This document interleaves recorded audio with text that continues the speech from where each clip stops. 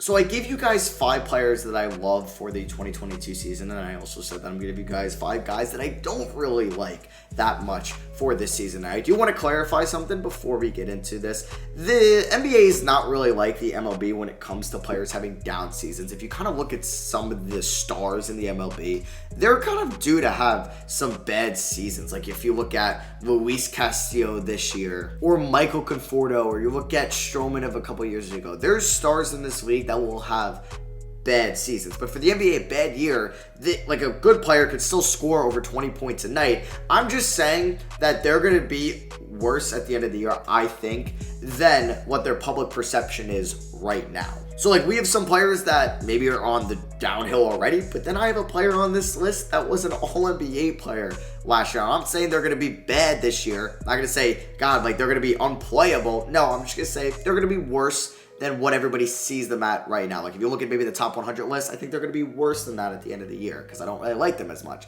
That's why it's 5 guys that I hate, I guess. But yeah, this is just my subjective list. Let me know anybody down below that you think I left off this, and let's get into it. All right, so I'm going to get that all-NBA player out of the way first, and it is Julius Randle of the New York Knicks. And I don't mean to keep hating on Julius Randle because I'm a Knicks fan, and I'm so grateful for what he did last year because it was the most fun I had as a Knicks fan in almost a decade. I just don't think what Julius Randle did last year is sustainable at his level and looking at his historic seasons or his past previous seasons. I think he's going to be a good player this year. I think he could be an all-star again. And I think maybe an all-NBA team, but that's what I don't think is going to happen. I think there's a chance or a good chance he won't be that. He could be an all-star. He averaged 24 points last year, 10 rebounds, 6 assists in his age 26 season. He shot 41% from 3, and I think that's where he's going to decline. I think him and maybe some other Knicks like Derrick Rose, RJ Barrett, they're going to regress to the mean,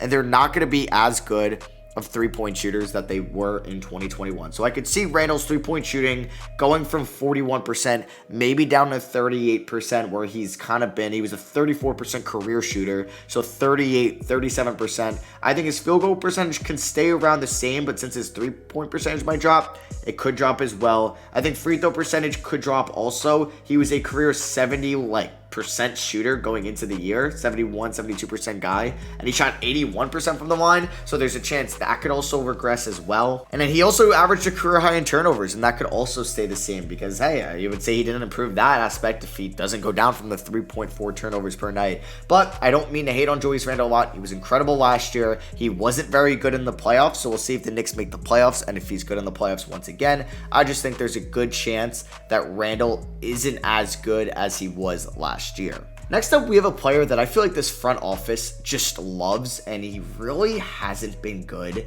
since 2017, 2018. And that player is Yusuf Nurkic of the Portland Trailblazers. Now, Nurkic has been dealing with injuries for the last 2 years. He only played 8 games in 2020. He only played 37 games, so a little bit more, literally 1 game more than half a season last year. And he wasn't very good in those 37 games he played. And I think his defense has been on a downward spiral since 2018, where he ended up having not a bad season. I just think injuries are catching up with Yusuf Nurkic a little bit. I don't think he was very good to begin with. Now, I do think he was, I would say a top 15 center, and I think his contract is it's at fair value where he's making around $12 million a year, and he's in the final year of his contract. I just think the public perception of Yusuf Nurkic, and I think it comes into the media and the Trailblazers themselves, that Nurkic isn't that good, and I don't think he's ever been versatile on the offensive end. So then you're kind of looking at somebody that's like a Clint Capella,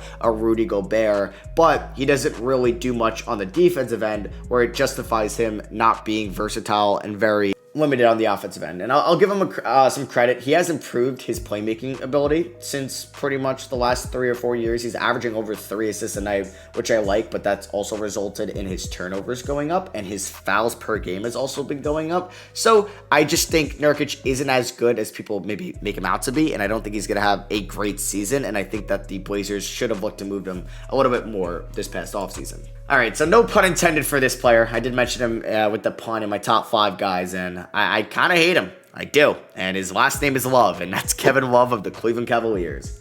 So if you even heard me talk about Kevin Love in the 2018-19 season, so basically 3 seasons ago, I said he wasn't very good anymore and he was 29 years old and he's just been getting worse and worse. It seems like he has not been efficient at all from the field. He wasn't bad in the COVID year. In 2020, he actually had a nice bounce back year from 2019. In 2019, he wasn't very good. In 2021, he wasn't very good. Who knows if he's even going to play for the Cavs this year? He has not been a good leader whatsoever for them. His turnovers have been kind of going up a little bit since his end of the LeBron Cavs days and going up from once they were in the Minnesota days. His field goal percentage, 38% in 2019, 40% in 2021. It's just not very good for Kevin Love. I think he's just lost massive steps on the defensive end. He's not as good of a rebounder as he once was. And I'm just not a big fan of Kevin Love this year. If he ends up as a Cav, a Clipper, a Heat, I just don't want anything to do with him. Another player that I don't really like this season too much is Marvin Bagley of the Sacramento Kings. Now, I don't think it's really on Marvin Bagley himself. It's really just kind of the position and atmosphere he is in Sacramento, because he hasn't proved to stay healthy at all throughout his 3 years in the NBA. He played 62 games as a rookie. All right, he only missed 20 games, but then he ended up playing 13 games in 2020 and then 43 games, a little bit over half the season last year. His offense has kind of been plateaued at around 14 points a night. His three-point percentage really hasn't been improved at all. Now, he did have his best three-point percentage season of his career last year, but I don't think it's anything crazy where it's going to be a big part of his game. His defense hasn't been getting better, which shows he's been a liability on that end. His free throw percentage got insanely worse this season. He shot 57% from the line, and I think I would have been a bigger fan of Marvin Bagley next year if he was just on a different team. I'm just really getting tired of him in Sacramento, and I don't think he's really going to be that player that the Kings thought they were drafting at the 2nd overall pick. And it will haunt them forever because Trae Young, Shai Gilgeous, Jaren Jackson Jr., and definitely, or especially, Luka Doncic went after him. So yeah, I'm hoping Bagley's maybe in a Simmons deal. Maybe he's in a Siakam deal one day. I'm just not a big fan of Bagley this season in Sacramento. And then the last player that I'm not a huge fan of this year is going to be Victor Oladipo of the Miami Heat.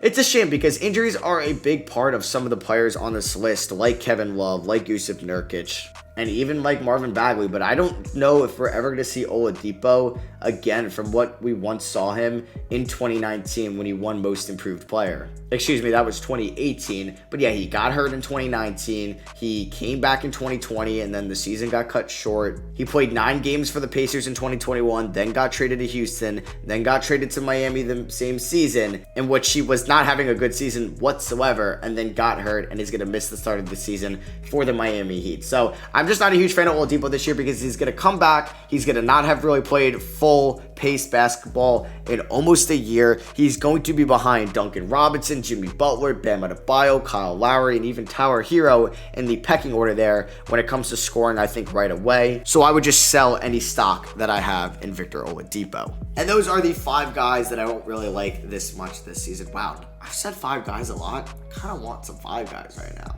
But yeah, let me know anybody that I didn't mention down below. Also, if you think I shouldn't have mentioned anybody that I just did, please let me know down below and give me a reason why. But yeah, drop a like if you guys did enjoy. I love you guys, and I'll catch you on the next one. Peace. I'm going to go get some 5 guys.